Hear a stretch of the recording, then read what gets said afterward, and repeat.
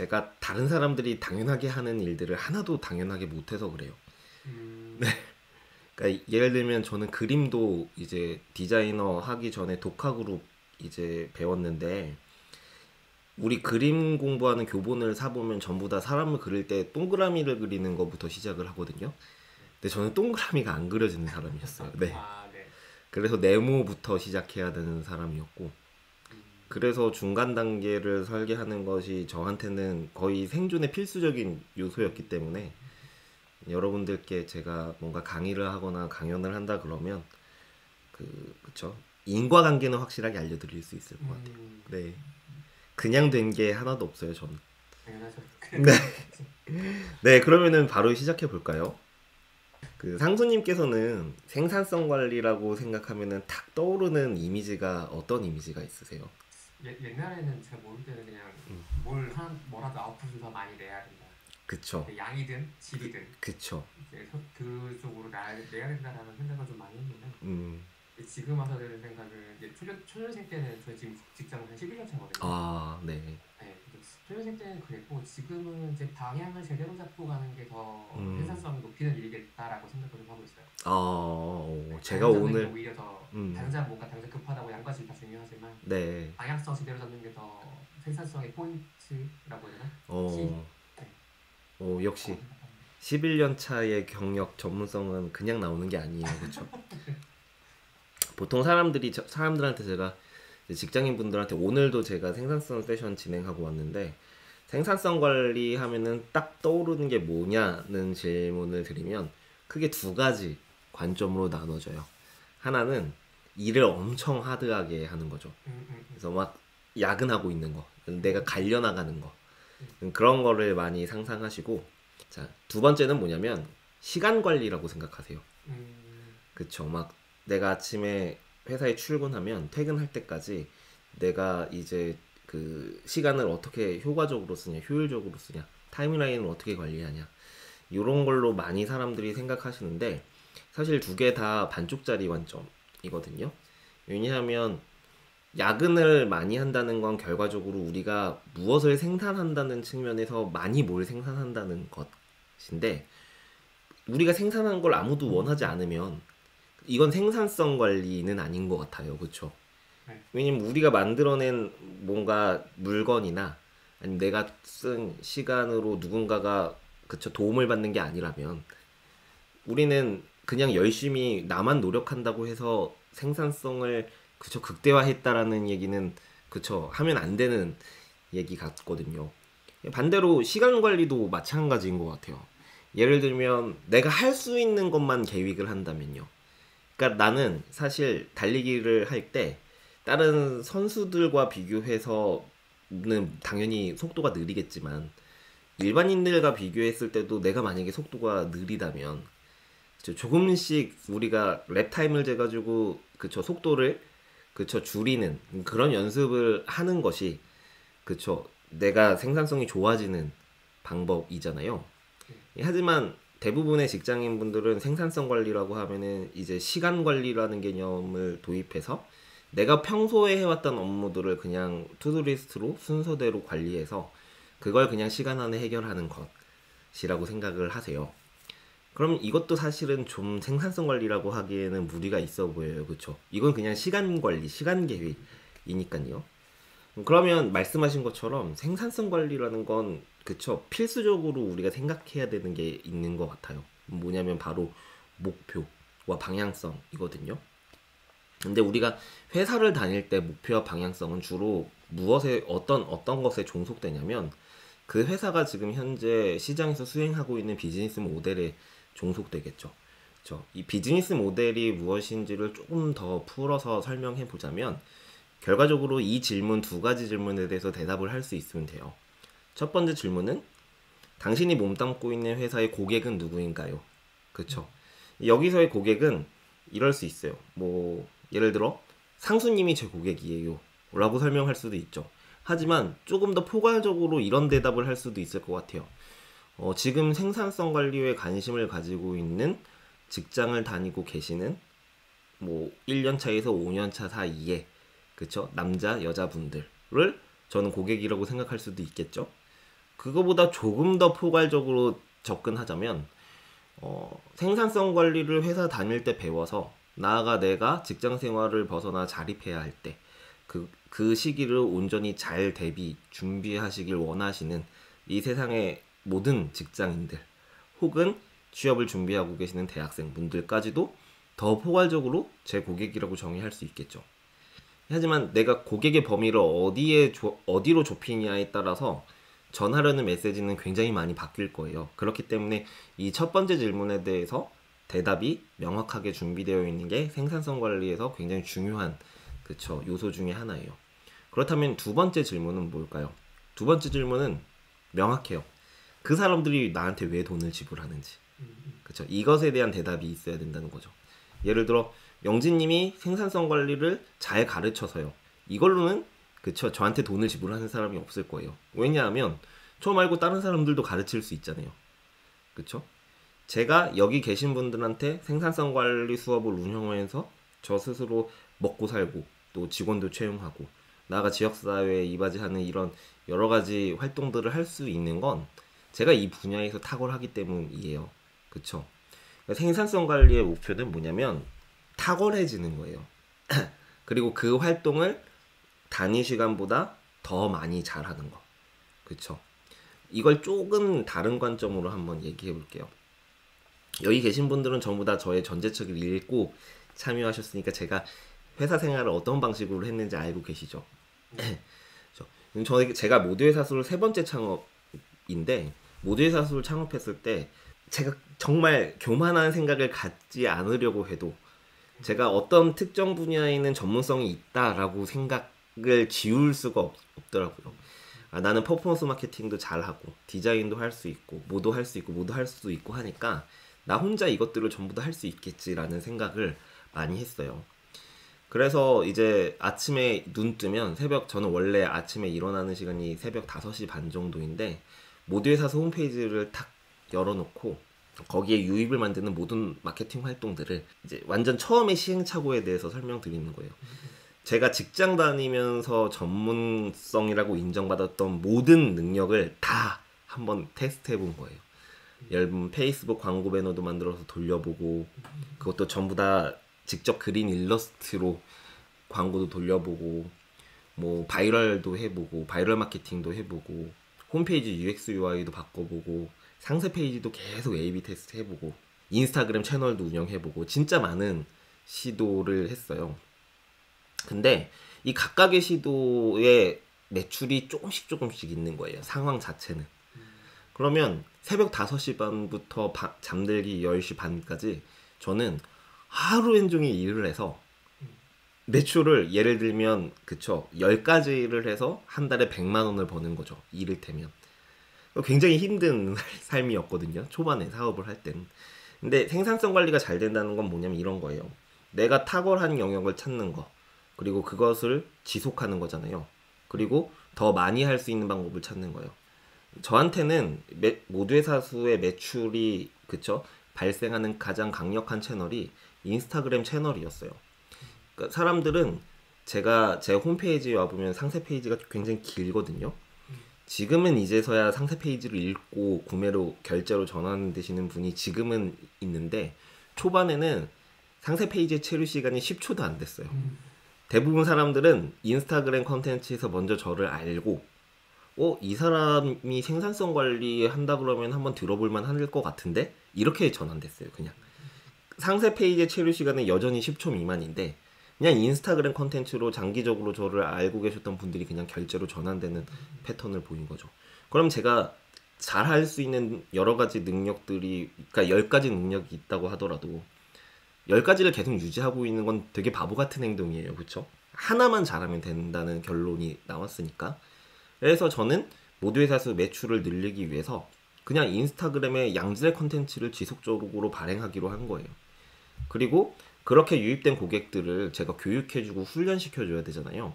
그러니까 저는 신규 고객을 유치하려는 시도나 노력을 하지 않았어요. 그냥 인스타그램 컨텐츠 발행하고 나머지 시간은 저한테 수업 들으시는 분들을 확실하게 멘토링해드리고 코칭해드리는 이 일에 집중한 거죠. 이게 모두의 사수 측면의 생산성 관리인 거죠. 그래서 생산성 관리의 본질은 기본적으로 뭐냐면 내가 탁월해질 수 있는 영역이 무엇인지를 발견하고 그것을 지속하고 그것을 더 많이 하게 만드는 거. 이런 목표와 방향성이 있어야지만 우리는 생산성 관리를 할 수 있다는 거예요. 그쵸? 자, 이건 우리가 그냥 회사를 다니면 그쵸? 그냥 깨닫게 되는 내용이기도 해요. 그렇죠? 왜냐하면 회사에선 지속적으로 업무의 양을 늘리길 요구하고 그 양뿐만이 아니라 그쵸? 우리가 아웃풋의 양이 늘어나는 게 아니라 아웃풋이 그쵸? 수익으로 전환되는 비율이 훨씬 중요하잖아요. 그러니까 쉽게 설명하자면 상세 페이지를 하루 동안 10개 만든 디자이너보다 상세 페이지 하나당 매출이 나오는 디자이너가 훨씬 더 그렇죠? 회사에 필요한 사람이니까 상세 페이지 저 10개 만들었어요 라고 자기 자신의 가치를 어필하는 사람보다 상세 페이지 개당 매출을 알고 있는 디자이너가 훨씬 더 자신의 가치를 올리기가 쉽겠죠. 그러니까 이렇게 내가 회사에서 그쵸? 회사가 기대하는 그런 어떤 생산성 관리를 하는 건 꾸준히 참고 견디기만 하면 누구나 그쵸? 그 배울 수 있는 득할 수 있는 인사이트인 것 같아요. 근데 생각보다 많은 사람들이 회사를 그만두거나 이제 나중에 자립을 해야 되는 상황에 있을 때 그동안 배웠던 걸 다 잃어버리는 것 같이 지금부터 나는 어떻게 해야 되지에 봉착하게 되거든요. 나 지금부터 뭐 해야 돼? 뭘 해야 되지 하루에? 항상 이제 그런 그 질문 속에 살게 되는데 그게 첫 번째는 뭐가 주요한 원인이냐면 저도 이제 회사를 다니다가 그만두고 나서야 알게 된 사실인데 특히나 업무의 강도가 센 회사에 다니다 보면 우리가 출근하고 퇴근할 때까지 내가 처리해야 되는 굉장히 많은 타이트한 일들을 내가 관리하고 운영한다고 생각하잖아요. 근데 사실 그게 착각이더라고요. 그만둬 보니까 알겠어요. 그게 뭐냐면 그건 그냥 그저 일을 쳐내기만 하는 거예요. 순서대로. 그러니까 제가 회사를 그만두고 나니까 가장 힘들었던 게 일주일만 딱 좋았어요. 일을 안 하는 게. 근데 일주일이 지나고 나니까 일상이 지옥인 거예요. 왜냐하면 내가 스스로 뭔가를 계획해서 일을 만들어가지고 해본 적이 한 번도 없는 거예요. 태어나서. 그러다 보니까 그 굉장히 고무줄이 탄력이 있는 그런 삶을 살다 갑자기 축 늘어져 버리니까 진짜 조울증도 걸리고 오고 공황장애도 오고 그래서 되게 힘들었었거든요. 그런 시기를 저는 겪었어요. 마찬가지인 것 같아요. 대부분의 직장인들이 월급과 내가 출근하면은 내가 처리해야 되는 일정량의 업무들을 그저 교환하잖아요. 이 생각에 매몰되면 진짜 안 되는 것 같아요. 거기에 중독되는 순간 그냥 그것이 내가 계획하는, 그러니까 내가 내 삶을 주도적으로 살고 있다는 착시에 빠지게 만드는 그런 요소들인 것 같거든요.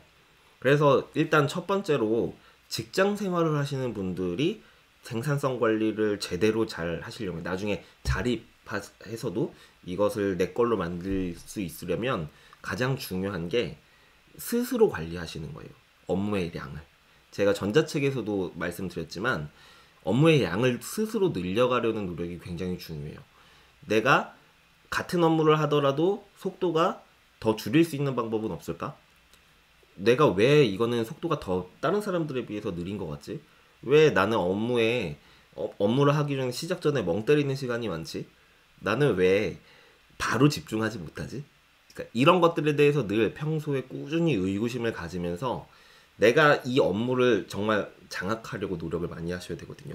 구체적으로 어떤 방법으로 장악할 수 있는지는 뒤에서 제가 자세하게 다룰 건데 이런 마인드가 되게 중요한 것 같아요. 첫 번째. 그쵸? 그냥 그저 회사에서 주어진 업무를 순서대로 처리하는 건 내가 내 인생을 계획해서 사는 게 아니에요. 이건 내 삶을 주도적으로 주체적으로 사는 사람들의 삶의 태도가 아니라는 거.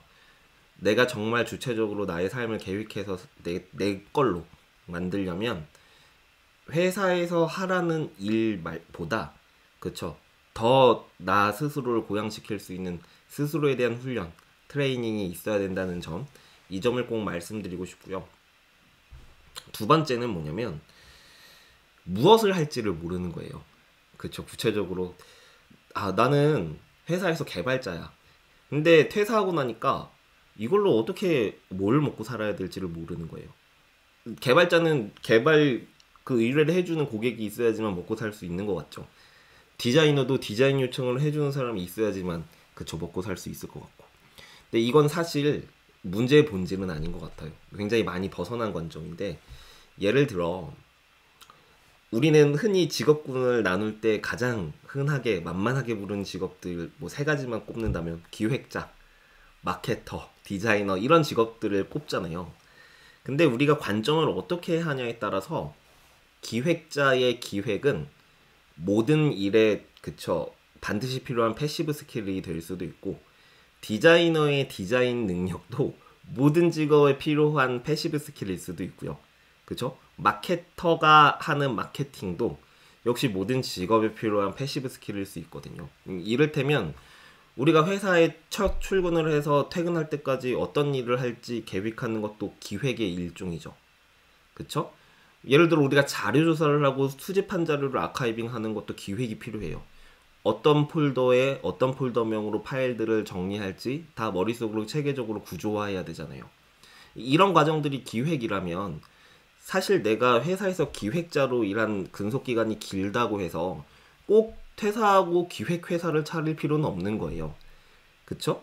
내가 기획할 수 있는 능력을 그쵸? 다른 것으로 표현할 수 있으면 되는 거잖아요. 디자인도 마찬가지고 개발도 마찬가지거든요. 근데 이 얘기를 했을 때 사람들이 머릿속에 물음표가 떠요. 너무 추상적이고 너무 광범위하고 너무 뜬구름 잡는 얘기 같거든요. 그게 왜 그런지 제가 설명드릴게요. 이게 바로 제가 지금부터 여러분들한테 설명드릴 생산성 관리 1단계가 매우 중요한 이유이기도 하거든요. 그게 뭐냐면 자기 자신만의 워크플로우가 없어서 그래요. 그러니까 정확하게 설명해 볼게요. 만약에 상수님은 어떤 데이터를 조사할 때 상수님 지금 뭐 모두의 사수 비즈니스에 대해서 잘 모르시잖아요. 이거 한번 시장 조사해서 저한테 자료 조사하신 거 공유해 주실래요? 라고 물어보면 상수님은 제일 먼저 자료 조사를 하기 위해 어떤 행동을 하실 거예요? 이걸 왜 하는지, 왜- 이 자료를 왜 조사하시는지, 어떤 걸 원하시는 건지를 먼저 파악해볼 것 같아요. 그쵸. 그러면은 목적을 파악하신 다음에 네. 그 예를 들어 제가 자료 조사를 한번 해보자고 한 게 단순히 이 교육시장 생태계를 스터디하자는 목적이에요. 네. 그럼 그 다음에 어떤 행동을 하실 건가요? 교육시장 스터디에 대한 시장 조사입니다. 그거 알았으니까 그거를 얻을 수 있는 데이터를 어디서 얻을 것인가? 어딜 가면 얻을 수 있고 혹은 뭐 잘 모르겠으면 아는 사람, 그러니까 데이터 수집을 하겠죠. 어디서 모을 수 있든지. 그쵸. 이것을 조금 더 이제 직관적으로 표현하자면 이런 데이터들, 양질의 데이터들을 많이 보유하고 있는 공간이나 사람을 네네. 먼저 생각을 해보겠죠. 네. 지금 우리가 얘기하는 게 워크플로우예요, 그쵸? 네. 자료조사의 워크플로우인 거죠. 네. 업무의 순서. 네. 그쵸? 이해되셨어요? 네. 자, 이게 근데 사람마다 되게 다르다는 걸 상수님 아실 것 같아요. 연차가 이제 10년이 지금 넘으니까. 알아요. 사람마다 생각이 다른데. 네. 근데 그게 자, 이 예시를 한번 들어드려 볼게요. 어떤 사람한테는 시장 조사를 하라고 하면 그냥 머릿속에 자기가 상식선에 가지고 있었던 키워드들, 브랜드 키워드들. 뭐 예를 들어 클래스 101이라는 브랜드를 알고 있었을 수도 있고 뭐 신사임당이라는 유튜브 채널을 알고 있을 수도 있잖아요. 그러면 그냥 내가 상식선에 알고 있는 브랜드 키워드들을 그냥 무지성으로 이제 웹브라우저를 켜서 구글링을 하거나 네이버에 검색하는 걸로 시장 조사를 시작하시는 분들이 계세요. 네. 그리고 뭐 홈페이지도 있고 유튜브 채널도 있고 모두 있으니까 거기서 눈에 보이는 것만 이제 자료로 조사해가지고 시장 조사 다 했습니다 라고 가져오는 사람들이 있죠. 근데 반면에 어떤 사람들은 말씀하신 것처럼 영진님이 시장 조사하라고 하면 그 이유가 뭐지? 무슨 목적으로 시장 조사를 하는 건지? 라고 생각할 수도 있어요. 그쵸? 네. 또 그럼 영진님이 시장 조사하는 이유가 우린 경쟁사를 분석해서 우리의 강점을 찾기 위해 시장 조사하는 거예요 라고 얘기를 해줬다고 한번 쳐볼게요. 그러면 이 사람은 모두의 사수의 경쟁사는 어디서부터 어디까지 범위를 정할 수 있을까? 뭐 매출액을 기준으로 해야 돼? 아니면 순이익을 기준으로 해야 돼? 그쵸? 경쟁사라는 건 사실 내가 그 신발 브랜드를 갑자기 만든다고 나이키나 아디다스랑 경쟁하지 않잖아요. 그쵸? 달리기는 언제나 내 앞사람을 쫓아가는 거니까. 그러면 저 멀리 뛰어가고 있는 사람이 아니라 바로 앞사람의 그쵸? 앞사람을 잡을 수 있는 그런 분석이 필요한 거잖아요. 그쵸? 그 사람들보다 한 급만 더 잘하면 되니까. 그렇게 점유율을 넓혀가면 되니까.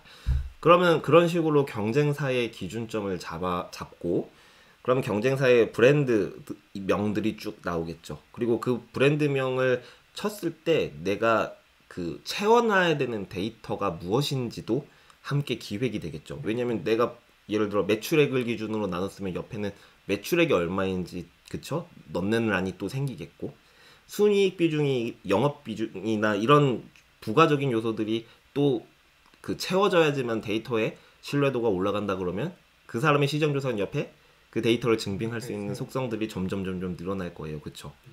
그럼 당연히 워크플로우, 그러니까 업무의 순서가 잘게 쪼개진 사람의 업무는 일을 잘하고 성과를 잘 내는 방향으로, 그쵸, 움직일 수밖에 없겠죠. 그냥 뭉뚱그려서 추상적으로 시장조사는 그냥 시장조사지 라고 생각을 하는 사람들보다는 훨씬 더 업무의 퀄리티가 높을 수밖에 없을 거예요.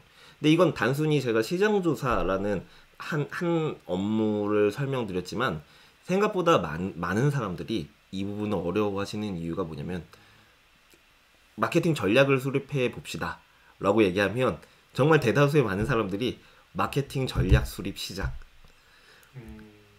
한 일주일 뒤에 마케팅 전략 수립 끝으로 업무를 이해해요. 네. 그러다 보니까 특히나 연차가 낮으면 낮을수록 어떤 문제가 생기냐면 중간 세이브가 안 되는 거죠, 업무가.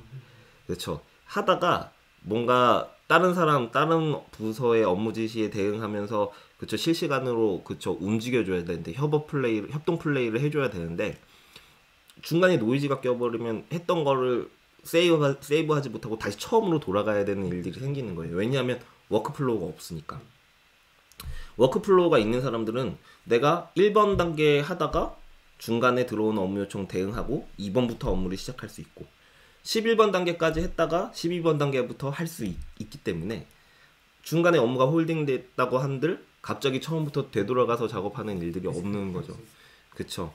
근데 이렇게 자기 자신의 워크플로우를 체계적으로 만들고 관리해 본 사람들은, 그쵸, 이를테면 방금 전에 시장조사나 데이터 분석을 하더라도 최소 20단계까지는 쪼개지거든요, 전문가들은.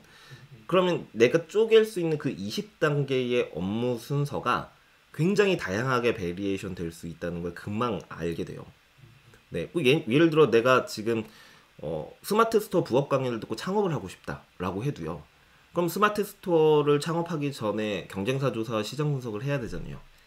그러면 내가 원래 회사에서 시장 조사와 경쟁사 분석을 했고, 하지만 그것이 뭔가 항공우주 같이 나랑은 내가 개인 사업자로 사업을 할 때는 전혀 연관 없어 보이는 그런 업종이지만, 내가 원래 그런 시장 조사와 데이터 분석을 했던 그 가다가 어디 가겠어요? 안 가지. 그냥 그대로 할 수 있는 거죠. 스마트 스토어를 만들 때도 똑같고, 그쵸? 마케팅을 할 때도 똑같고, 그쵸? 그러니까 이게 되게 중요한 게, 일을 할 때 무지성으로 하는 게 아니라 순서를 적어서 기억하는 것. 이게 정말 중요한 거예요. 그리고 그 순서가 아주 잘게 많이 쪼개질수록 내가 그 영역에서 탁월하다는 증거이고요. 정말이에요.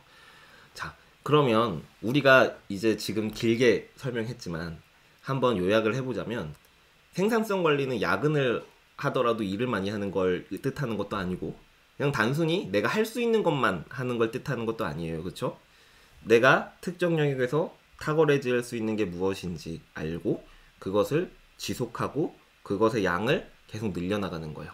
그러니까 내가 인풋량을 늘렸을 때 비례해서 아웃풋량이 증가하는 그 한 가지 활동을 찾는 게 생산성 관리의 핵심이에요. 그쵸? 이걸 저는 목표와 방향성이라고 얘기한 거고요. 다시 한번 말씀드릴게요. 내가 인풋량을 늘렸을 때 비례해서 아웃풋량이 늘어가는 그 단 한 가지의 활동, 그게 우리가 얘기하는 목표와 방향성이에요. 그쵸? 이걸 자주 많이 잘 하면 돼요. 그쵸? 모두의 사수가 인스타그램 채널 그 컨텐츠, 좋은 컨텐츠를 만들기 위해서 노력 딱 한 가지 이것만 한 것처럼. 그쵸? 네. 자, 그러면 생산성 관리를 하기 위해서 우리가 무엇을 어떻게 해야 되는지는 이제 이해가 된 것 같아요. 그쵸? 그쵸? 자, 그러면 우리가 이제 생산성 관리를 회사가 아니라 나를 위해서 해야 되는 이유, 그리고 나를 위해서 어떻게 해야 되는지 이제부터 되게 중요한 내용인 것 같아요. 그렇죠? 회사를 다니는 대부분의 사람들이 목표가 없다고 얘기하는 사람도 많고 목표가 있다고 얘기하는 사람들도 많아요. 근데 대부분은 아무 생각 없이 회사를 다니더라도 아주 사소한 소소한 그런 욕구와 욕망들이 생겨나기 마련이잖아요. 그렇죠? 내가 예를 들어 월화수목금 일하는 사람은 내 곁에 어떤 부장님이나 상무님은 일주일에 5일 중에 이틀은 재택근무해. 그러면 부럽잖아요. 그러면 누구나 나도 5일 중에 하루 정도만 재택근무했으면 좋겠다. 이런 욕망 생길 수 있잖아요. 그런 욕구가 뭐 잘못된 건가요? 당연한 거지. 네. 근데 문제는 뭐냐면 사람들의 목표가 욕구가 정말 가시적으로 손에 잡힐 것처럼 구체화되기 시작하면 그 목표가 자신의 자존감을 깎아먹는 1등 공신이 된다는 점이죠. 내가 바뀌지 못하면 내가 그 상황을 만들거나 쟁취해내지 못하면 그러니까 그 꿈이 그 자리에 계속 있는 거예요. 근데 심지어 상대적으로 내 옆 사람은 그걸 이루고 있고 그럼 엄청나게 자괴감에 빠지기 시작해요. 그러니까 결국 세상 온갖 현타 그러니까 내가 도대체 무슨 부귀영화를 누리자고 이 회사에서 이러고 있냐 이런 자괴감에 수렴한단 말이에요. 사람들이 보통. 그쵸? 목표가 구체적이고 내가 조금만 노력을 하면 달성할 수 있는 아주 눈앞에 있는 목표일수록 훨씬 더 심해요. 왜냐하면 이미 그것을 누리고 있는 사람들이 주변에 있기 때문에. 근데 문제는 목표를 달성하지 못하는 사람들이 그 현실을 도피하고 자기 합리화를 하기 위해 자주 쓰는 핑계가 있어요. 그게 뭐냐면 내가 게을러서 내가 무능해서 귀찮아서 집에 가면 딴 거 일 생각은 하고 싶지 않아서 이런 식으로 굉장히 많이 자기 합리화를 하거든요. 근데 이 굉장히 도피성 반응이에요. 자기 방어 기제예요. 이거는 구체적으로 뭐냐면 자 우리가 시간도 관리해야 되는 자원이지만 그 시간을 온전히 제가 이용하기 위해서는 시간 말고 한 가지 더 중요한 자원을 관리하실 수 있어야 돼요. 그게 뭐냐면 집중력이에요. 집중력도 우리가 관리해줘야 되는 자원이에요. 그러니까 다시 말해서 우리가 9시에 출근해서 6시까지 일을 하는데 내가 집중력을 다 썼잖아요. 그때. 그러면은 시간이 그 이후에 얼마나 많이 남았다고 해도 집중력을 다시 채우는 휴식이나 리프레시를 하지 않으면 집중력이 필요한 모든 일을 할 수가 없게 돼요. 특히나 그 일이 내가 내 인생을 위해서 처음 시도하는 일이라 난이도도 높고 그리고 중요할수록 일이 뒤로 밀리게 된다는 거예요. 내가 그것이 너무 싫어서 반차를 내고 회사를 일찍 퇴근하고 그것을 준비한다고 해도 내가 똑같이 집중력을 다 쓰고 회사에 퇴근했으면 진짜 10시간 넘게 여유시간이 남아도 그 일을 하지 못해요. 왜냐면 나는 집중력을 다 썼으니까. 근데 문제의 본질은 그건데 어떻게 자꾸 합리화하나요? 내가 무능력해서 내가 게을러서 그런 거죠. 그러니까 특히나 우리가 우리의 인생을 바꿀 수 있는 특히나 어떤 변곡점을 만들어낼 수 있는 그런 업무일수록 어떤 특성을 가지고 있냐면 처음 해보는 일인 경우가 많아요. 예를 들면 영어 공부를 한다든지 그쵸? 예를 들면 글을 써본다든지 그쵸? 안 했던 일이에요. 안 했던 일. 뭔가 모티베이션, 동기부여를 받아가지고 처음 해보는 일인데 이 처음 해보는 일은 또 어떤 특성을 가지고 있냐면 워크플로우가 없잖아요. 무의식 중에 해본 적도 없는 일들이잖아요. 그러니까 되는 과정까지만 그것을 집중하고 막히면 금방 무너져요. 사람은. 이 다음에 뭘 해야 되는지가 아니라 될 때까지 딴짓을 한다는 얘기예요. 그쵸? 그러니까 그렇게 해서 뭐 우리가 책을 읽을 때도 100페이지까지 읽고 중단한 책들이 굉장히 많죠. 끝까지 못 가고. 이게 가장 대표적인 예인데 끝까지 못 읽는 이유는 내가 이해가 되는 부분까지만 읽었기 때문에 그래요. 내가 관심이 있고 호감이 가고 내가 반응하는 그 장까지만 읽었기 때문에 그래요. 이 다음 단계를 넘어가지 못한 거죠. 하지만 또 다른 문제는 뭐냐면 그 계단식 성장을 집중력 있게 끌고 갈 나의 리소스가 부족하기 때문이기도 한 거예요. 그렇기 때문에 지금부터 제가 생산성 관리를 할 때 어떤 방법을 알려드릴 거냐면 먼저 목표를 달성하기 위해 목표점만 가지고 있는 게 아니라 시작점도 알아야 되잖아요. 그렇죠? 우리가 자동차의 내비게이션을 생각해 보면 부산에 가고 싶으면 현재 위치를 기준으로 부산으로 가는 여정을 계획하잖아요. 그렇죠? 근데 보통 사람들은 목표만 있어요. 현재 위치는 없고. 그렇기 때문에 이 눈앞에 이제 손으로 잡을 수 있는 목표를 못 잡는 거죠. 그러면 내가 지금 현재 위치를 어떻게 알 수 있을까요? 이건 되게 단순해요. 내가 하루를 어떻게 사는지만 알면 돼요. 그쵸? 그 방법을 알려드릴 거예요. 두 번째, 그렇게 해서 여유 시간을 만드는 방법을 알려드릴 거예요. 정말로 여유 시간이 생길 거예요. 세 번째, 그 시간을 온전히 나한테 어떻게 쓰는지 그것에 대해서 얘기를 해드릴게요. 자, 하나씩 해보죠. 일단 현재 위치를 파악하기 위해서 여러분들이 지금부터 하셔야 되는 일이 뭐냐면 진짜 쉽고 간단해요. 제가 1000명이 넘는 직장인들 멘토링 하면서 중도 하차한 적이 없어요. 이게 어려워서. 중간 관리자들, 그러니까 업무를 투명하게 공유하지 않고 빨대 꼽고 그 직장 생활했던 중간 관리자분들이 자기의 업무 역량이 드러나는 게 두려워서 중간에 퇴사한 경우는 있어도 10명도 안 돼요. 그런 케이스는. 이것이 정말 어려워서 못한 사람은 없어요. 대부분은 이걸로 성과를 엄청나게 내셨어요. 어느 정도냐면 제 밑에서 3개월 근무했던 인턴 사원이 경쟁사의 팀장으로 스카우트 제안을 받을 정도로, 그래서 팀장으로 스카우트 당할 정도로, 그리고 전자책의 후기들을 봐도 제 수업을 들으신 분들이 제법 되세요. 보면 이것 때문에 연봉이 어떻게 올랐냐 막 이렇게 장문의 편지를 주신 분들도 굉장히 많고 실제로 굉장히 강력한 효과가 있는 거니까, 그리고 또 그만큼 쉬운 거니까 내일부터 바로 출근해서 해보세요. 우리는 아침에 출근하면 제일 먼저 하는 게 뭐예요? 그날 하루에 내가 해야 되는 것들을 머릿속에 정리하거나 투두리스트로 정리하시죠. 상수님은 그렇게 투두리스트를 정리할 때 퇴근 전에 내가 실제 적었던 투두리스트와 비교를 해보면 뭐 변화 없이 쭉 끝까지 가는 편인가요? 아니면 중간에 막 다른 업무들이 들어와서 내가 처음에 계획했던 것과 굉장히 많이 변수가 생기는 편인가요? 변수가 적은 편이죠. 아, 변수가 적은 편이에요. 오히려 선택적으로 적은 상황이죠. 이거는 산업의 형태에 따라서 다를 수 있어요. 그렇죠? 네. 그러니까 이미 안정적으로 어떤 활동, 그러니까 생산성 관리가 되어 있는 조직이죠. 그러니까 우리가 탁월해야 되는 게 무엇인지 알고 있고, 그래서 그것을 그냥 많이 하면 되는 거. 그런 안정적인 조직에 있는 사람의 투두리스트는 정해져 있어요. 오늘 하는 일과 내일 하는 일이 똑같은 거죠. 네. 하지만 상수님한테 어떤 대표님이 상수님 일을 되게 열심히 잘하니까 우리 신사업 부서를 한번 이끌어 주세요 라고 얘기하면 그때부터는 어떨까요? 안 가겠죠. 내가 아침에 계획하는 투두리스트는 거의 의미가 없을 거예요. 그쵸. 왜냐하면 계속 새로운 걸 도전하고 시행착오를 거쳐야 되니까.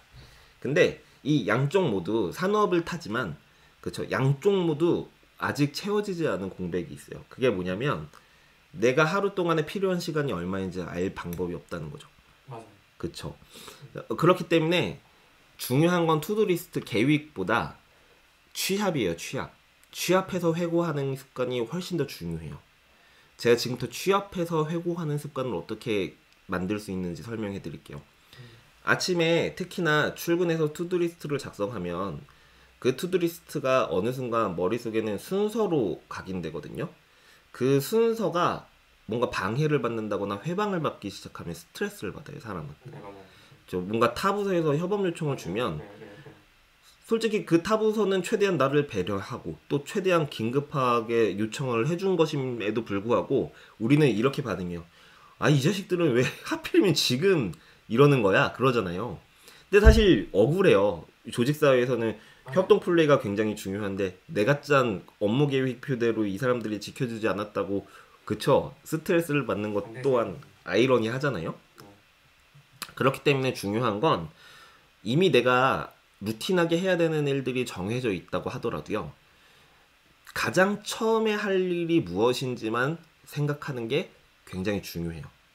가장 처음에 내가 회사에 출근하면 제일 먼저 해야 될 일이 무엇인지만 정하는 거예요. 왜냐하면 그 일을 하면서 대부분 다음 일들이 파생되니까. 네, 이게 일단 첫 번째로 하셔야 되는 거예요. 계획하지 않는 거.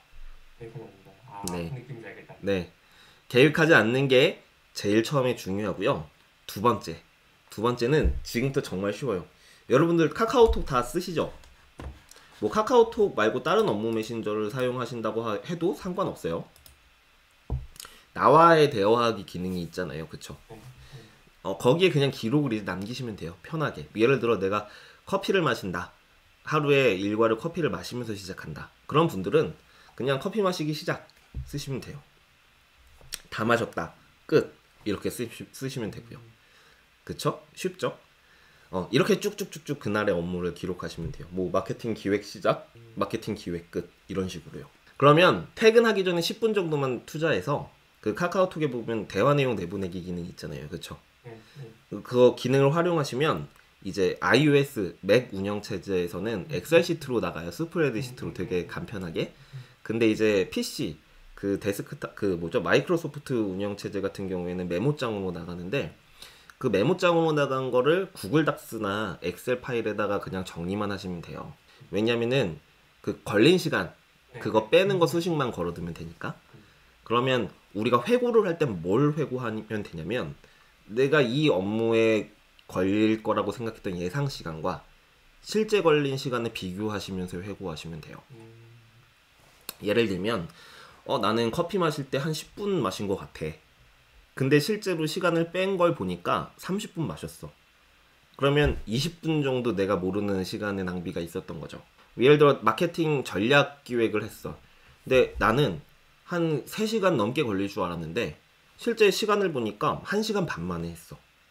실제로 많이 발생하는 일들이에요. 이게 뭐냐면 내가 쉽다고 생각하는 일들은 시간이 오히려 지연되는 이 경우가 많고 내가 어렵다라고 생각하는 일들은 시간이 오히려 단축되는 경우가 많아요. 생산성 관리 이 1단계를 시작하다 보면 그걸 파악하게 되거든요. 왜냐하면 텐션, 긴장감 때문에 내가 이것이 어렵기 때문에 훨씬 더 나 자신을 스스로 쪼는 거예요. 그래서 내가 예상한 것보다 시간이 훨씬 단축되는 경우가 많고 반대로 너무 쉽고 편한 일들 내가 숨 쉬는 것처럼 그런 거는 이거 한 5분이면 되지 하는데 5분 만에 하는 사람 못 봤어요. 네, 다 10분, 15분, 20분 몇 배는 더 걸려요, 시간이. 이 갭 차이가 길면 길수록 자기 객관화가 안 되고 있는 거예요. 그것 때문에 계획하지 못한 야근을 하게 되는 사람도 많고요. 그것 때문에 스트레스를 받는 사람들도 많아요. 그러니까 일단은 이 자기 객관화를 목표로 시작점과 끝점을 계속 기록하시는 거예요. 이게 왜 중요하냐면 제가 개인이 그쵸 생산성 관리할 때 가장 중요한 게 워크플로우를 만드는 거라 그랬잖아요. 업무의 순서와 절차요. 이 순서와 절차를 지금부터 만드는 훈련을 해야지만 내가 나중에 독립했을 때 실제로 내가 가지고 있는 원천 기술을 활용해서 다른 사업으로 베리에이션 할 수 있다고 말씀드렸잖아요. 그냥 기획자라고 기획해서 채워야 된다는 게 아니라 그쵸? 내가 기획할 수 있는 능력을 가지고 다른 걸 할 수 있는 그쵸? 베리에이션 할 수 있는 건 내가 얼마나 기획 업무에 나만의 워크플로우를 가지고 있냐 못 만드냐가 결정한다고 말씀드렸었죠. 여기서의 핵심이 뭐냐면 시작점과 끝점을 기록할 때요. 이를테면 마케팅 전략 기획 시작이라고 적어요. 근데 이거는 보면은 하루 이틀에 걸릴 수 있는 일이기도 하고 일주일 동안 해야 되는 일일 수도 있잖아요. 기획해내야 되는 업무의 종류, 범위에 따라서요. 그쵸? 그러면 똑같은 일을 시키면은 어떤 사람은 정말 말 그대로 마케팅 전략 기획 시작 일주일 뒤에 끝. 그래서 그 사이에 시작점만 엄청 적히는 사람도 있어요. 실제로 예를 들어 마케팅 전략 기획 시작, 영진님 수정 요청 사항 시작, 뭐 상수님 수정 요청 사항 시작 이런 식으로요. 이건 뭐예요? 그 분야에 대해서 자기가 잘 모른다는 뜻이죠. 업무를 잘게 쪼개지 못하고 있다는 거예요. 워크플로우가 업무를 아주 잘게 쪼갤 수 있는 그러니까 전문성을 가진 사람은 중간중간에 들어오는 시작점이 시작 이렇게 연속으로 적히지 않게 되겠죠. 시작 끝으로 반드시 적혀요. 이를테면 마케팅 전략 기획 시작이라고 적는 게 아니라 경쟁사 분석 시작으로 적는 사람이 훨씬 더 전문성이 있는 거고 경쟁사 분석 시작이 아니라 경쟁사의 기준 잡기 시작이라고 잡는 사람이 그 사람보다 훨씬 더 탁월한 사람이고 경쟁사의 기준 잡기 전에 우리 회사의 현재 역량 파악, 현재 강점 파악을 적는 사람이 세분화되고 체계화된 체계적인 그쵸 역량을 갖춘 사람이라고 볼 수 있겠죠. 그러니까 이렇게 잘게 쪼개져야 돼요 업무가. 그래야지만 시작점과 끝점이 그쵸 나란히 써지면서 중간중간에 들어오는 업무들을 그쵸 마치 멀티태스킹이 가능한 사람처럼 동시에 여러 가지 업무를 하는 것처럼 보이는 사람들 있잖아요. 근데 우리 뇌는 멀티태스킹 지원이 안 됩니다. 그쵸? 모두 직렬이에요. 순서대로 하는 거예요. 근데 내가 자신이 멀티태스킹을 하고 있다라고 주장하는 사람들은 대부분 어떤 사람이냐면 일을 잘 못하고 있다는 거예요. 그쵸? 집중력이 엄청 분산되고 있고 잡고 있는 업무가 마무리되지 않는 경우가 굉장히 많아요. 말 그대로 그 스스로가 동시에 일을 처리하고 있다고 느끼기 때문에 그래요. 근데 주변에 보면 그런 얘기 하나도 안 해도 일을 동시에 그냥 후딱후딱 처리해내는 것처럼 보이는 사람들이 있죠. 그 사람들이 바로 이렇게 잘게 쪼개진 업무의 순서를 가지고 있기 때문에 그래요. 예를 들어 우리 회사의 강점을 먼저 파악하는 걸 시작하는 데는 30분 내외로 그 업무가 끝나겠죠. 그 다음에 상수님의 업무 요청을 시작하는 거예요. 거기서 더 나아가 일을 잘하는 사람은 이렇게 얘기할 수도 있어요. 상수님, 지금 요청하신 업무 제가 5분만 있다가 처리할 수 있을 것 같아요. 지금 하고 있는 일이 5분 뒤면 끝나거든요. 그쵸? 이러면 이상하잖아요. 상수님, 지금 요청하신 거 제가 이틀만 주시면 할 수 있을 것 같아요. 제가 지금 하고 있는 일이 이틀 뒤에 끝날 것 같거든요. 이건 말이 안 돼요. 그쵸? 이거는, 그쵸, 협업해야 되는 회사에서 굉장히 좀, 그쵸, 상대방을 불편하게 만드는 피드백이잖아요. 그러니까, 적어도 워크플로우를 그러니까 업무의 순서를 만들 때 목표로 삼으셔야 되는 건 한 순서당 30분 내외의 순서로 쪼개는 걸 목표로 하셔야 돼요. 30분 내외. 다 할 수 있어요. 저도 처음엔 어려웠지만 모두의 사수도 매뉴얼화해서 직원을 채용해서 직원한테 교육을 하고 있는데요. 다 할 수 있는 일이에요.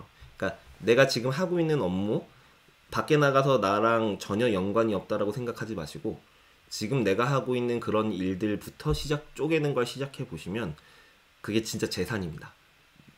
내가 장차 만들고 운영할 회사의 자산이기도 하고요. 이걸 일단 처음부터 해보시면 되고요. 두 번째, 제가 아까 전에도 말씀드렸다시피 집중력도 굉장히 관리해야 되는 자원이라고 말씀드렸잖아요. 자, 그럼 우리는 집중력을 어떻게 관리할 수 있을까요? 집중력이라는 건 사실 우리 출근하면 앉자마자 소진되는 게 집중력이잖아요. 그쵸? 점심시간 직전까지 그냥 막 정신없이 일하다가 밥 먹고 집에 이제 회사 들어오고 나면 그때부터 갑자기 번아웃 오고, 그쵸? 졸립고 노곤노곤하고 그렇잖아요. 이게 쉬는 방법을 몰라서 그래요. 쉬는 방법을. 제가 쉬는 방법을 알려드릴게요. 우리가 나한테 맞는 업무의 순서가 생기면 시작점과 끝점 사이에 우리가 머리로 인지하고 있는 휴식 시간을 편성해 넣을 수가 있어요. 휴식 시작, 휴식 끝을 넣게 될 수 있다는 얘기예요. 그쵸? 이게 정말 강력해요. 일단은 휴식 시작, 휴식 끝을 시각적으로, 그쵸? 카톡에다 남기는 것만으로도 일단 리프레시가 돼요. 한번 해보세요. 그냥 다른 거 하지 말고 그냥 업무의 워크플로우를 만드는 것보다 그냥 내가 휴식할 때요. 그냥 종이에다 휴식 시작이라고 적고 한 이렇게 멍 때리고 있다가 휴식 끝이라고 적는 것만 해보세요. 이렇게 쉬시면 이렇게 안 하고 쉴 때보다 훨씬 더 리프레시가 잘 돼요. 정말로. 왜냐면 뇌가 인지하기 때문에 그래. 그제서야.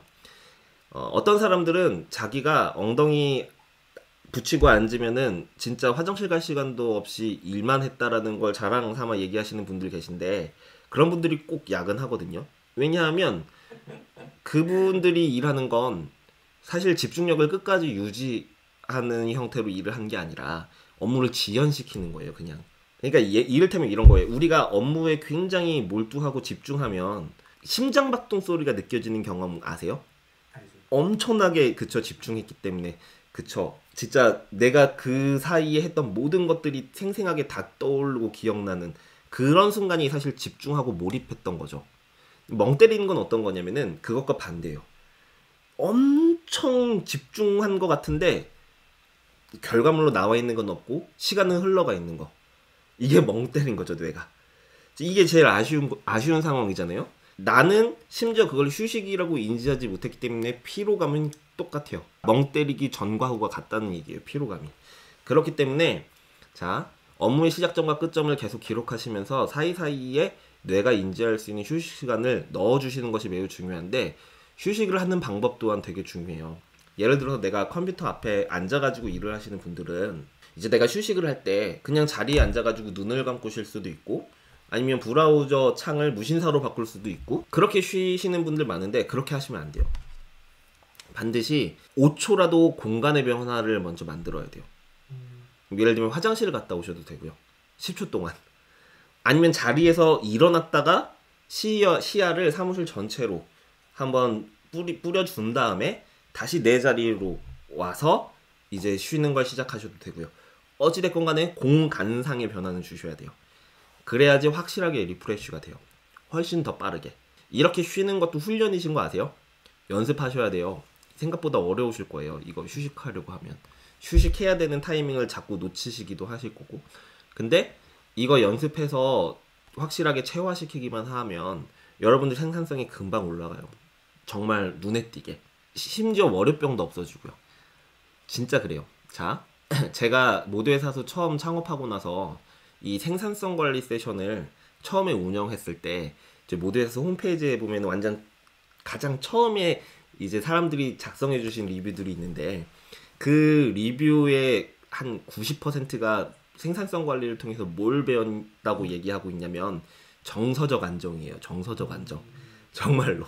자존감이 정말 계속 떨어지고 자존감이 계속 낮아졌는데 어떻게 나는 이걸 기대하고 수업에 참여한 게 아닌데 불안했던 정서가 굉장히 많이 안정되고 내가 실제 할 수 있는 나 자신의 업무 역량이 어디까지인지를 알게 되니까 불안이 없어졌다. 야근을 할 때는 그냥 계획해서 하면 되고 야근을 하기 싫어도 해야 되는 상황이 왔다고 그 전과 같이 스트레스를 받거나 내가 불안해지지 않는다는 게 이 생산성 관리를 했던 초기 참여자들이 저한테 얘기해줬던 피드백들이에요. 한번 해보세요. 정말 그 휴식하는 방법만 제대로 배워도 정말 강력한 효과가 있으니까요. 반드시 한번 실행해 보시길 바래요. 그쵸? 쉽죠? 시작점과 끝점을 기록하고 각각 시작점과 끝점 사이의 시간을 30분 미만으로 그쵸? 쪼개보기. 이것을 기본적인 목표로 삼으시면 되고요. 그 사이의 휴식 시간을 꼭 편성해서 뇌가 인지할 수 있는 휴식 시간을 꼭 채워 휴식을 취해보기. 이게 두 번째고요. 세 번째, 지금부터 이제 생산성 관리, 개인의 생산성 관리를 할 때 마법이 벌어지는 구간이에요. 이게 제가 말씀드린 걸 계속 반복하면 우리가 맨날 취합하는 일들이 두 가지로 나눠져요. 첫 번째는 매일 반복하는 일, 두 번째는 그때그때마다 계속 그쵸? 갑작스럽게 생기는 일. 이렇게 두 가지로 나눠지게 돼요. 정말 재밌어요. 이 경험을 한번 해보시면 그때부터는 제가 말씀드린 게 왜 이게 마법이라고 표현했는지 아실 거예요. 한번 경험해 보시면. 왜냐하면 내가 매일같이 해야 되는 일들은 그것을 계획하거나 생각하는데 시간이 1분도 안 쓰여요. 이거 그냥 모니터에 붙여놓으면 돼요. 네, 체크리스트처럼 그냥 순서대로 하시면 되는 거예요. 자, 두 번째, 이게 더 훨씬 강력한 건데 우리가 예상할 수 없는 업무들을 만나면 스트레스를 받아요. 왜냐면 나의 통제력을 벗어난 업무이고 내가 통제력을 상실했다라는 무력감 때문에 굉장히 많이 이제 스트레스를 받게 되죠. 근데 방향이 잘못된 거예요. 우리가 통제할 수 없는 일은 영원히 통제할 수 없어요. 다만 그것을 통제한 것 같이 그런 효능감을 느낄 수는 있어요. 그게 뭐냐? 내가 갑자기 들어오는 일들이 하루 평균 몇 시간 정도로 들어오는구나를 아는 거예요. 내가 갑작스럽게 쳐들어오는 일들을 수월하게 하기 위해 내가 대략 하루에 몇 분, 몇 시간의 여유 시간을 가지고 있어야 된다를 아는 거예요. 이게 정말 중요해요. 그 일들을 통제하게 하려는 거, 나한테 업무 요청하는 사람을 업무 요청하지 못하게 드랍시키는 거, 이런 건 중요하지 않아요. 이거는 나의 평판만 망가질 뿐이에요. 그거보다 훨씬 더 나의 평판도 좋게 만들고 구성원들 사이의 신뢰를 얻을 수 있는 방식은 뭐냐면 업무를 받을 준비를 하고 있는 거예요. 미리. 그쵸? 어차피 갑작스러운 일들은 생기는 거니까. 자, 근데 매일 하는 일에 걸리는 필요한 시간도 내가 알게 되고 갑자기 필요한 업무를 대응하기 위해 여유 시간을 얼마나 만들어야 되는지도 알게 되면 자, 그때부터 이제 무슨 마법이 생기기 시작하냐면 갑자기 들어오는 일들은 말 그대로 정말 갑자기 들어오는 일들이죠. 이 일들은 때때로 들어올 수도 있고 때때로 안 들어올 수도 있는 거예요. 자, 때때로 안 들어올 때 어떻게 해야 돼요? 이걸 나를 위해 쓰는 거예요. 이 시간을. 네, 생산성 관리의 핵심, 회사에서 탁월하다고 생각하는 것과 내가 탁월해지고 싶은 것, 그 목표가 분명히 있어야 돼요. 그래야 이 여유 시간을 허투루 쓰지 않아요. 내가 탁월해지기 위해서 일을 준비해서 시작하시면 돼요. 여유 시간 때마다. 자, 반대로 매일 하는 업무들 있죠. 매일 하는 업무들은 여러분들 그냥 달리기 선수라고 생각하세요. 랩 타임을 계속 끊으면서 업무 시간을 최대한 어떻게 단축시킬지만 고민하시면 돼요. 이 과정이 굉장히 어떤 사람은 지루하고 고통스러운 과정일 수도 있지만 그렇기 때문에 주변의 생산성 관리를 같이 할 수 있는 사람이 있으면 좋아요. 왜냐면은 업무의 순서를 비교하는 것이 굉장히 도움이 많이 돼요. 그러니까 나는 업무의 순서가 한 20개까지 쪼개지는데 어떤 사람은 30개까지 쪼개져. 30개까지 쪼개는 사람이 저보다 훨씬 더 빨리 일하는 사람이에요. 정말이에요. 그러면 그 30개까지 쪼개지는 사람의 업무 순서를 좀 보여줘. 야, 나는 20개까지밖에 안 쪼개지는데 내가 지금 순서상 누락한 게 뭐야? 내가 추상적으로 지금 업무를 생각하고 있는 게 있는 것 같아. 이렇게 물어보면 돼요. 그렇죠? 핵심은 내가 업무 중에 어떤 과정을 추상적으로 무의식적으로 수행하고 있는 업무가 있기 때문에 속도에 기복이 생기는 거예요. 이것이 정량적으로 논리적으로 이제 사람에게 똑같이 설명할 수 있고 누가 물어봐도 항상 똑같은 답을 낼 수 있을 정도로 그게 구조화가 되면 업무의 속도가 줄어들어요. 네, 정말로. 그래서 목표를 그렇게 가져가시는 거예요. 매일 하시는 일이 3시간짜리라면 그것을 어떻게 하면 2시간으로 만들지? 어떻게 하면 1시간으로 만들어야 되지? 참고로 업무의 시간을 2배 줄이는 건 노력으로 가능하고 업무의 시간을 3배 이상 줄이려면 일하는 방식을 다르게 정의하셔야 돼요. 뭐 외주를 줘야 되거나 아니면은 업무에 어떤 템플릿을 만들어 가지고 그냥 복붙 할 수 있게 자동화를 시키거나 이런 식으로 아예 일하는 방법을 달리 생각하셔야지만 아주 극단적으로 업무의 시간이 단축되는 경험을 하실 수 있어요. 하지만 그거는 지금 여러분들이 아직 생각하실 필요는 없고 일단은 그쵸? 시작점과 끝점 30분 내외의 업무 순서를 만들어 가시면서 업무를 적어도 2배 정도 더 할 수 있거나 2배 정도 시간을 세이브할 수 있게 노력을 해보시는 거예요. 이거는 굉장히 의미가 있는 노력이에요. 여러분들을 위해서. 왜냐하면 매사 모든 업무를 적응해 나가는 과정, 학습 방식이 이와 똑같거든요. 시작점과 끝점을 기록해서 업무의 순서를 30분 내로 쪼개고 그 다음에 그것의 업무 시간을 2분의 1 할 수 있도록 어떤 시간을 더 최적화할지를 고민하는 거. 랩타임을 계속 재면서 시간을 단축시키는 거. 이거의 반복이에요, 사실. 직장인들이 직장 생활을 잘하는 것. 자, 근데 남는 시간. 이 남는 시간이죠. 우리가 진짜 지금 중요한 건. 남는 시간을 어떻게 해야 되는지. 자, 어떤 사람들은 저한테 이 수업을 들으면 남는 시간을 이렇게 활용하시는 분도 계세요. 저는 평소에 캘리그라피가 배우고 싶어서 클래스 1에서 캘리그라피 강좌를 들어요. 저는 블로그 부업 같은 걸 하고 싶어요. 그래서 블로그 부업이나 스마트 스토어 같은 거 강의 들을래요. 이런 분들이 많아요. 지금 내가 하고 있는 업무와 어떤 연속성 있는 연장선상에 있는 경험을 설계하시는 게 아니라 아예 이제 떨어져 있는 경험들. 한번 해보자, 한번 도전해보자 이런 것들이요. 근데 저는 그건 현명하게 시간을 사용하는 게 아니라고 생각해요.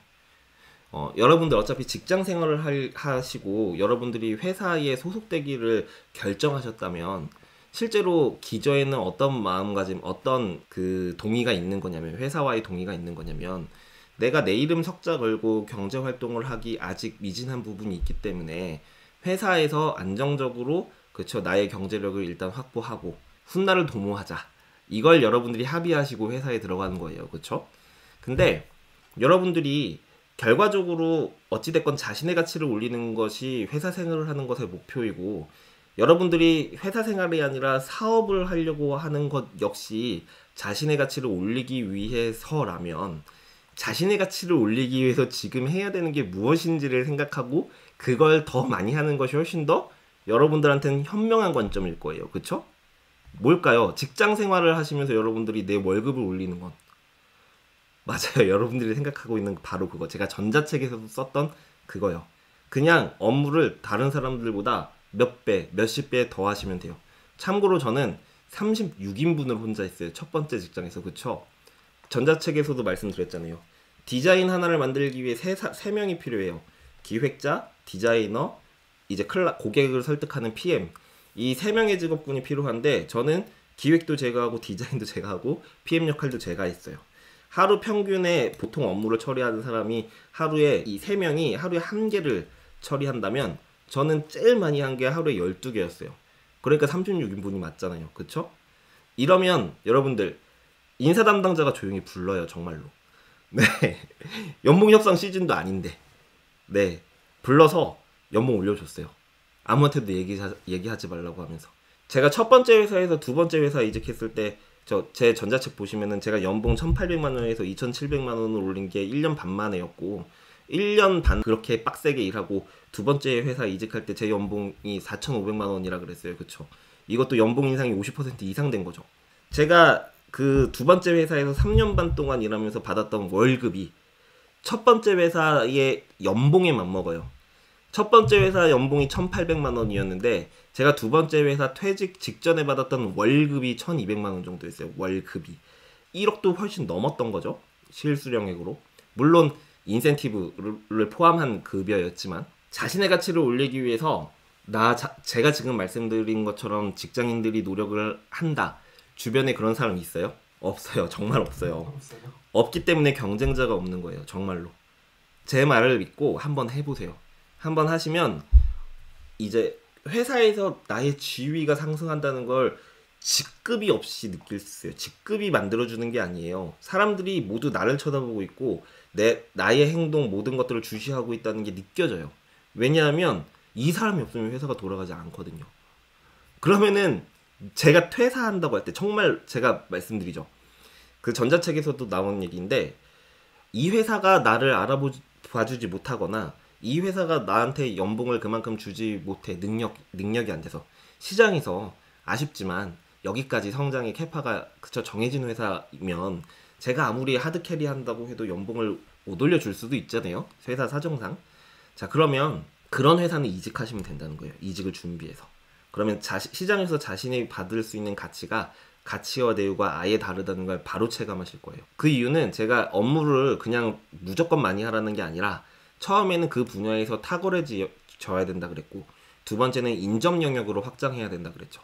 예를 들면 누군가가 있어야지만 업무가 완결되는 그 직업군에 있다면 그건 반쪽짜리 직업이에요. 내가 모든 걸 다 할 수 있어야 돼요. 예를 들어 기획자가 필요한 디자이너는 디자이너가 아니에요. 제 기준에서.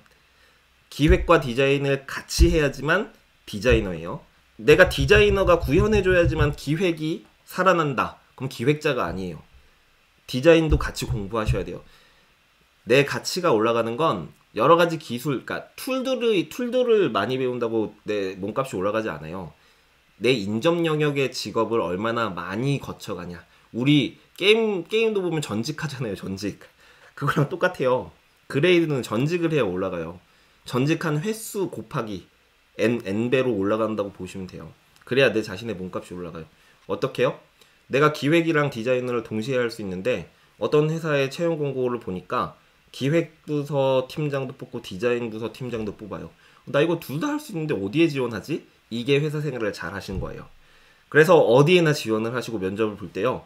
이거 기획도 할 수 있고 이거 디자인 팀도 제가 할 수 있는데요 라고 얘기하면 경영진들이 그것이 실력이 사실인 걸로만 드러나잖아요. 바로 이렇게 얘기할 거예요. 내가 찾던 사람이다. 왠지 아세요? 기획팀과 디자인팀은 언제나 싸우거든요.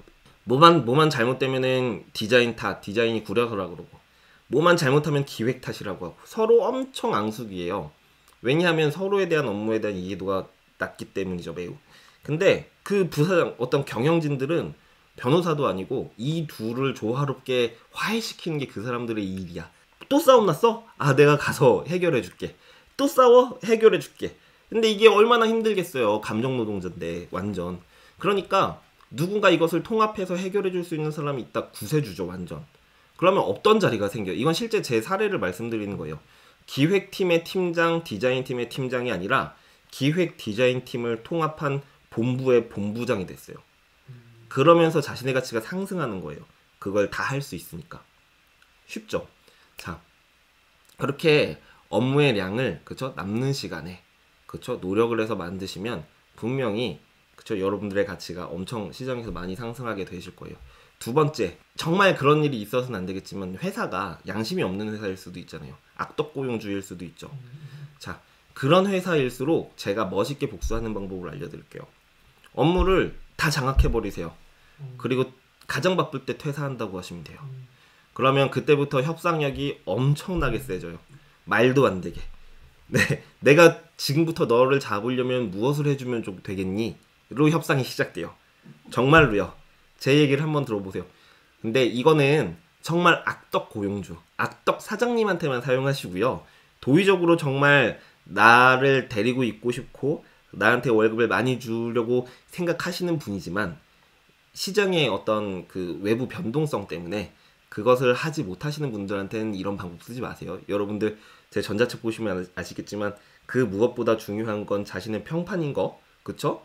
평판 관리하시는 게 제일 중요해요, 회사에서. 나아가 사업을 할 때도 마찬가지예요. 아무튼 제가 오늘 여러분들한테 말씀드리고 싶은 생산성 관리의 핵심들은 이 1시간 동안 최대한 잘 설명드린 것 같아요. 제가 한 10분 정도 들으신 분들 질문해 주시면 제가 10분 정도 질문 응대해드리고 마치도록 하겠습니다. 편하게 질문해 주십시오. 네, 저 이제 들으면서 궁금했던 것 중에 하나가 이거 생산성과는 관련이 없고 네. 왜 그렇게 선택을 하셨는지가 계속 궁금했었거든요. 어떤 선택이요? 이런저런 거가 많았는데 왜 그렇게 일을 그렇게 하시고 싶어 하셨는지, 예를 들어서 뭐 인전 영역 일을 이렇게 하셔서 직장 하시고 어쨌든 지금은 이제 독립하셔서 사업하시는데 네네. 또 원천적인 이유가 뭔가 있으셨을 것 같다. 네. 네, 그게 좀 사실 제일 궁금했던 부분인데 개인적으로. 네. 그거 동기는 되게 단순해요. 분노였어요. 분노. 열받는 거. 이게 뭐가 열받았냐면 네. 이제 제가 사회초년생일 때 이제 첫 번째 회사에서 아무것도 모르고 이제 디자이너로 일을 하는데 아니 뭐만 하면 디자인 탓이라는 거예요. 기획자들이. 아니 근데 저는 기획안을 받아보면서 디자인을 할 때도 이거 안 팔리겠는데? 근데 이게 속으로만 생각했죠. 이분들도 체면이 있고 나름 각자 포지션에서 자기 밥그릇이 있는데 그것에 대해서 이렇게 공격적으로 얘기하는 게 또 성미상 그때는 너무 좀 여렸고 마음이 계속 참다가 그냥 터진 거예요. 어떻게 터졌냐면 너 기획하지 말아봐. 이거 내가 한번 해볼게. 이렇게 돼서 기획을 제가 이제 직접 하게 되었고 이제 기획을 하다 보니까 성과에 영향을 주는 게 기획과 디자인뿐만이 아니더라고요. 마케팅도 알아야 되는 거예요, 결국.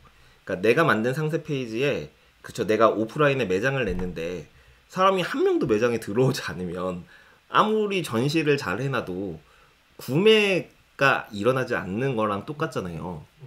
결국은 그러면 얼마나 구매 의사를 가진 사람을 내가 만든 공간으로 불러들이느냐가 결국 승부수구나라는 생각이 들어서 마케팅도 결국 하게 됐고 이렇게 만들어 놓은 기획과 디자인을 이제 팔아야 되는데 클라이언트한테 얘가 대신 팔아주는데 설명을 잘 못해서 설득을 못하고 돌아오거나 네, 사장님이 이것을 이해 못한다고 다시 전화를 하거나 이렇게 되니까 야 그럼 이것도 그냥 내가 할게 가 된 거예요. 미치는 거지. 내가 다 해버리는데 이 마인드셨구나. 네네네네. 그렇게 됐어요.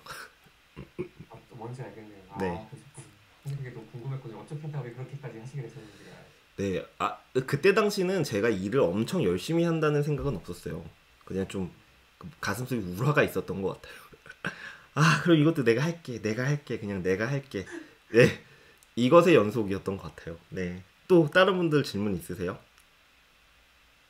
제가 질문을 좀 드려도 네네. 될까요? 저 같은 경우는 지금 네. 제가 학원에서 업무를 보고 있거든요. 네.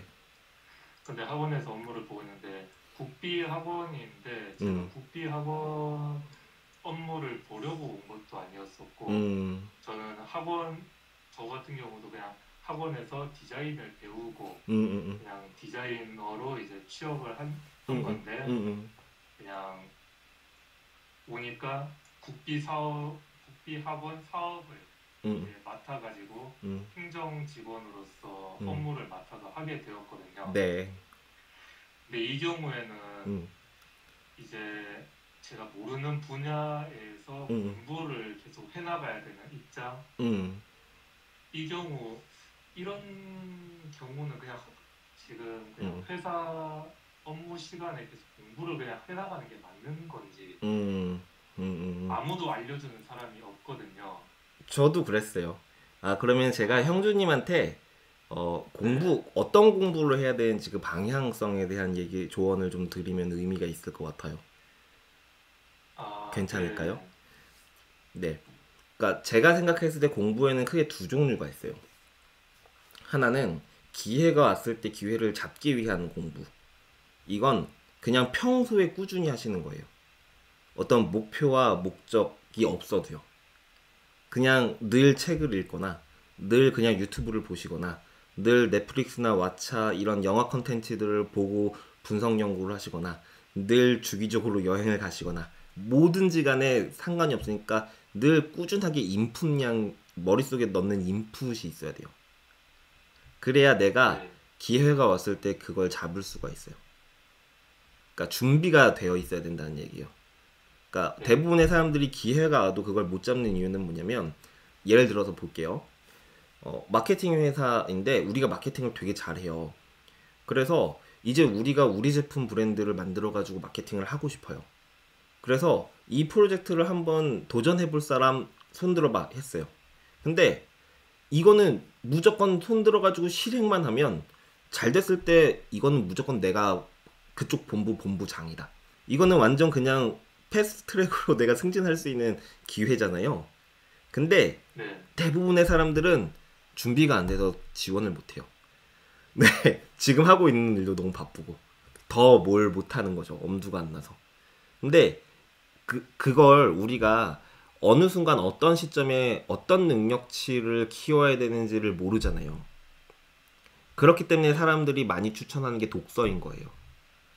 독서는 최대한 많은 현자들의 어떤 인사이트들을 다양한 관점에서 꾸준하게 우리가 학습할 수가 있잖아요. 루틴으로만 만들면. 그쵸? 그렇기 때문에 첫 번째 공부는, 목표는 어떤 내가 나중에 어떻게 되리라는 기대를 가지고 하는 공부가 아니라 그냥 숨 쉬는 것처럼 꾸준히 하는 공부가 있어야 돼요. 이게 첫 번째고요. 두 번째는 배워서 하는 거. 그러니까 뭐냐면 말씀하신 것처럼 예를 들어 내가 이제 디자인 업무를 하는데 형준 씨 디자인 업무는 이제 잘 하시는데 마케팅 쪽도 한번 해주세요. 왜냐면 형준 씨가 디자인하는 게 실제로 우리 마케팅에 사용되는 소재들을 디자인하시는 건데 그걸 하기 위해서 형준님이 마케팅 관점을 좀 아셔야 될 것 같아요. 마케팅 팀에 뭐 전출을 보내거나 아니면 갑자기 마케팅 업무를 나한테 줄 수도 있죠. 그쵸? 이거는 배우면서 하시는 거예요. 그쵸? 그러니까 공부는 이렇게 두 가지 종류가 있어요. 결과적으로 보면. 근데 이 두 가지를 사실 우리는 구분해서 나눠서 할 수가 없거든요. 네, 그래서 그냥 꾸준히 하는 거예요. 꾸준히. 루틴으로 만들어서.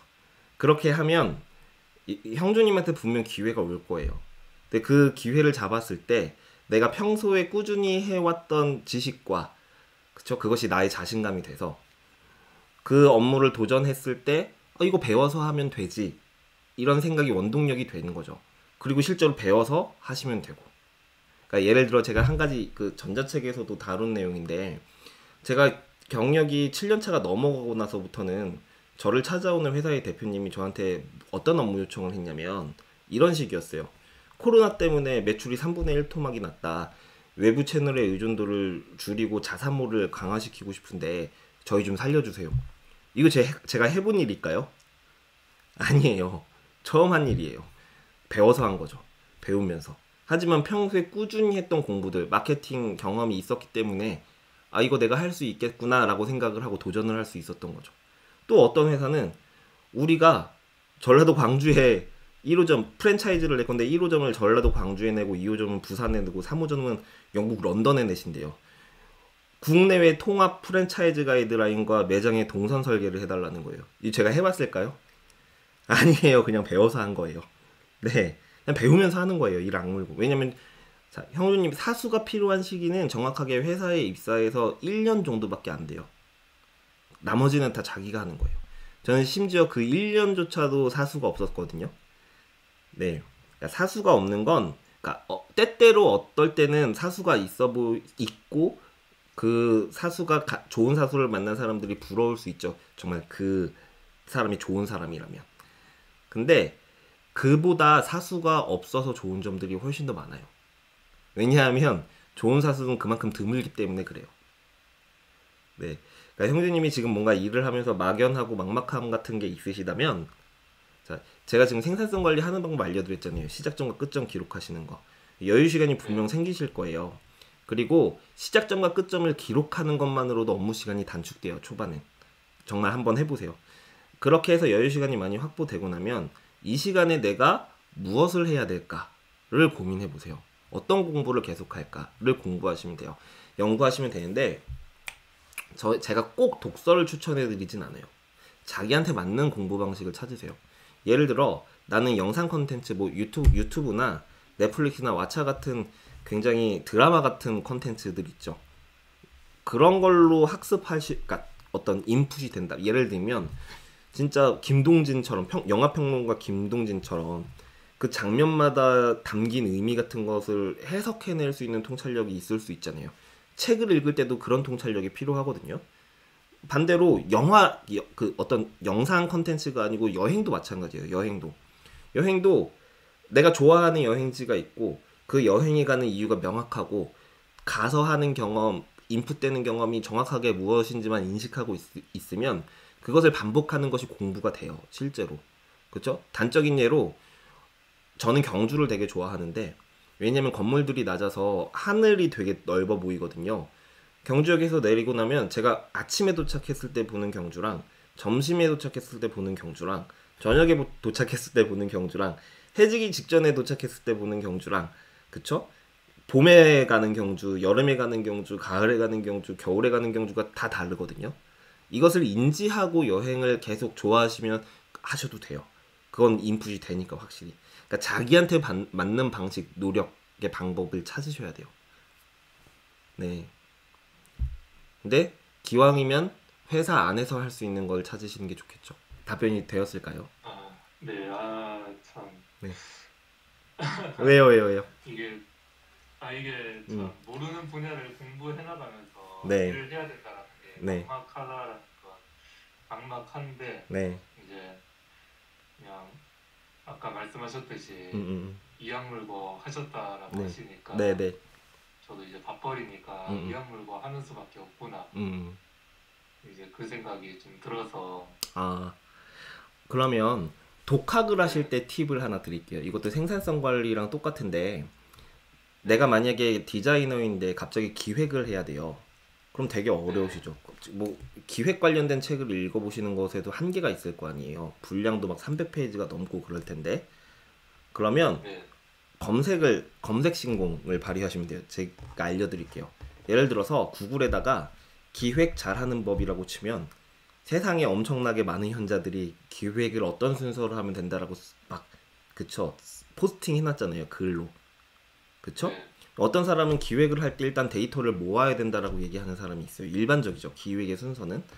그러면 그냥 데이터를 모아야지. 근데 뭐 어떻게 하라는 거야? 이렇게 생각이 드시잖아요. 그쵸?